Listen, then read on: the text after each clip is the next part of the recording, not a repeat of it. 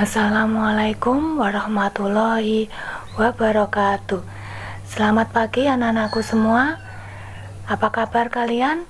Alhamdulillah, semoga kalian dalam keadaan yang sehat-sehat semuanya. Nah, anak-anakku semua, di materi sebelumnya kita sudah belajar tentang seni rupa. Kita sudah mempelajari tentang teknik, alat, dan bahan untuk menggambar. Kita juga sudah mempelajari tentang jenis-jenis ragam hias. Nah, anak-anakku semua, untuk pertemuan kali ini kita akan belajar sedikit tentang seni musik. Materi yang akan kita pelajari hari ini adalah tentang bernyanyi musik secara tunggal atau secara unisono. Namun, sebelum kita bahas lebih lanjut, Ibu akan uraikan terlebih dahulu tujuan pembelajaran dari materi hari ini. Baik anak-anakku semua, untuk hari ini kita akan mempelajari tentang menyanyikan lagu secara solo atau tunggal. Adapun tujuan pembelajarannya adalah yang pertama, diharapkan nantinya kalian dapat menjelaskan pengertian bernyanyi secara unisono atau tunggal. Yang kedua, kalian nantinya dapat menjelaskan jenis-jenis dari warna suara. Yang ketiga, nantinya kalian dapat menjelaskan teknik bernyanyi secara unisono.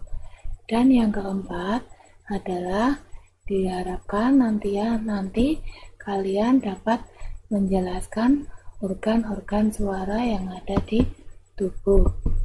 Nah, sekarang apa sih itu unisono atau vokal solo itu? Unisono adalah jenis musik vokal yang dihasilkan dari seorang penyanyi saja. Nah, anak-anakku semua, jenis-jenis musik vokal ini ada banyak sekali. Di antaranya ada unisono atau solo, duet, trio, kelompok, paduan suara, dan sebagainya. Nah, sedangkan unisono ini adalah cara bernyanyi musik secara tunggal atau satu penyanyi saja. Nah, anak-anakku sekalian, setiap orang mempunyai materi vokal yang berbeda-beda. Kita bisa lihat dari apanya?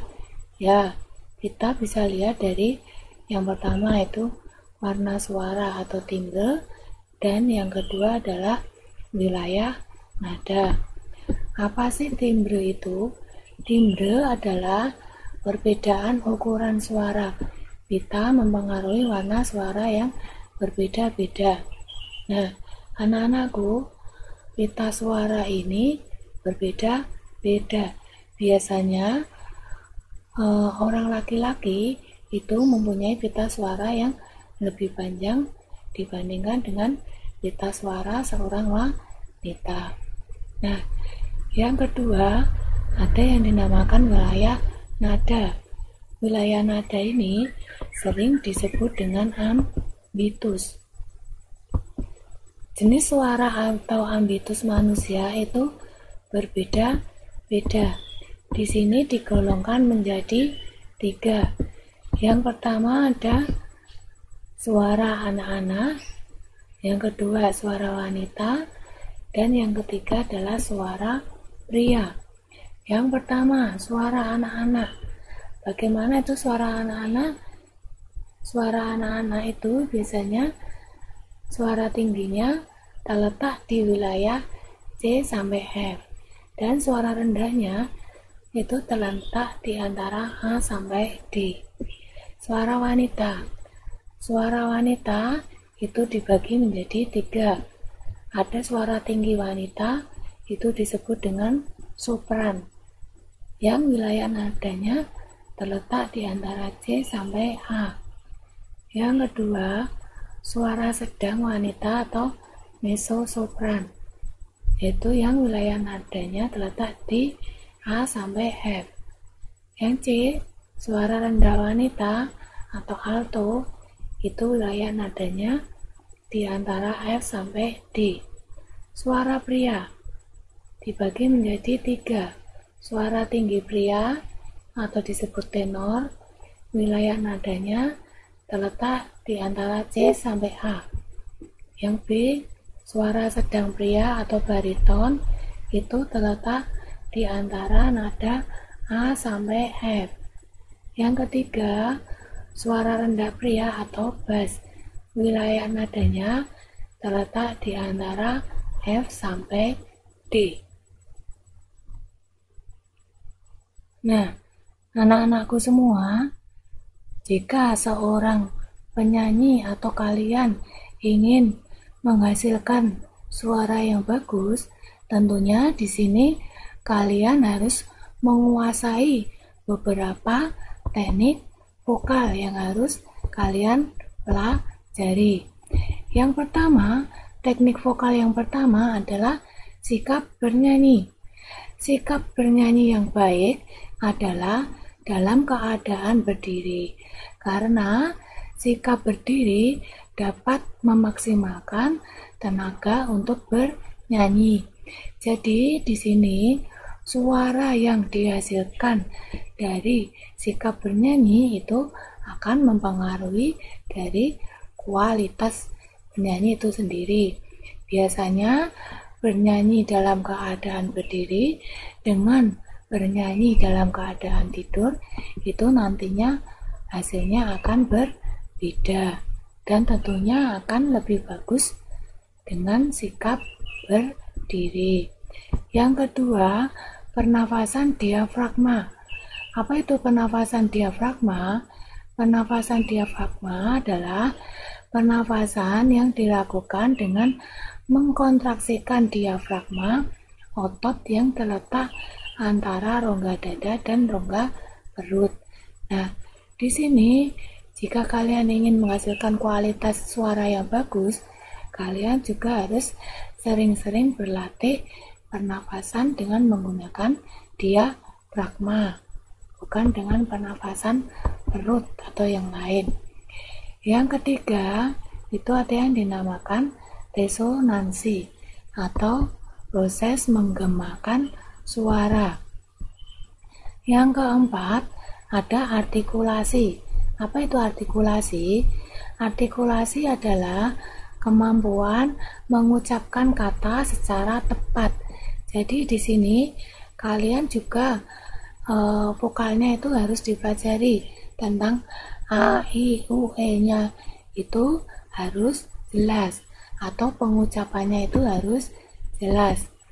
Ya, selanjutnya ada frasering, yaitu pengelompokan kalimat di mana vokalis dapat mengambil nafas pada setiap jeda antar kalimat. Nah, di sini kalian juga harus bisa memilah-milah atau mengelompokkan kalian di mana harus mengambil nafas. Tidak bisa sewaktu-waktu kalian mengambil nafas dengan sembarangan. Yang ketiga tentunya adalah teknik ekspresi. Apa itu ekspresi? Ekspresi itu adalah mimik wajah atau gestur atau gerak tubuh. Jadi antara menyanyikan lagu sedih dengan menyanyikan lagu yang gembira atau bahagia, itu ekspresinya itu harus berbeda. Jangan sampai tertukar ataupun ekspresinya sama. Masa lagu bahagia ekspresi wajahnya itu sedih. Nah, jangan sampai seperti itu. Di sini tadi kita sudah menyebutkan apa yang namanya resonansi. Nah, jenis resonansi ini dibagi menjadi 1. Resonansi dada adalah bernyanyi dengan nada rendah sehingga nada dapat dicapai dengan tepat dan halus. Yang kedua, resonansi hidung, yaitu proses memantulkan sumber bunyi pada bagian wajah seputar hidung, yaitu meliputi tulang rahang mulut ke pipi. Jenis resonansi ini akan menghasilkan suara sedang yang tepat dan halus. Yang ketiga, resonansi kepala, yaitu proses memantulkan sumber bunyi pada bagian kepala. Resonansi ini harus didukung kerja otot diafragma yang maksimal. Nah, jika kalian ingin bernyanyi, kalian harus menguasai 3 resonansi ini. Agar apa? Agar nanti kalian bisa memperoleh nada rendah, nada sedang maupun nada tinggi itu yang tepat. Nah, sekarang apa sih atau ada apa aja sih organ suara yang ada di dalam tubuh kita? Yaitu yang pertama pita suara. Pita suara ini adalah yang menghasilkan suara. Di sini pita suara laki-laki lebih panjang daripada pita suara wanita. Yang kedua, ruang resonansi. Resonansi tadi adalah proses mengembangkan suara. Itu terletak pada rongga tenggorokan, mulut, hidung, dan dada. Ya, tadi berfungsi membantu menggetarkan atau mengembangkan suara itu menjadi kuat. Yang ketiga, alat pernafasan. Alat pernafasan itu apa? Ya, paru-paru. Di dalam paru-paru tersebut terdapat gelembung bronki yang nantinya berfungsi sebagai penampung suara. Yang keempat itu pernafasan, keluar masuknya udara melalui paru-paru.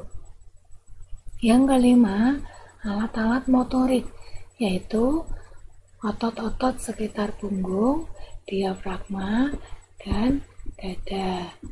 Ya. Nah, itu tadi anak-anakku yang bisa kita pelajari pada minggu kali ini. Terima kasih atas perhatiannya. Semoga kalian bisa memahami penjelasan-penjelasan tadi.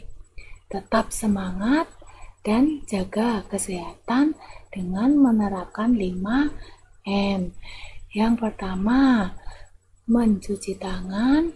Kedua, memakai masker. Yang ketiga, menjaga jarak. Yang keempat, menjauhi kerumunan. Dan yang kelima, membatasi mobilitas umum. Jangan bepergian kemana-mana jika itu tidak penting. Nah, semoga kita masih diberikan kesehatan sehingga kita bisa berjumpa lagi di dalam materi-materi selanjutnya. Saya akhiri. Assalamualaikum warahmatullahi wabarakatuh.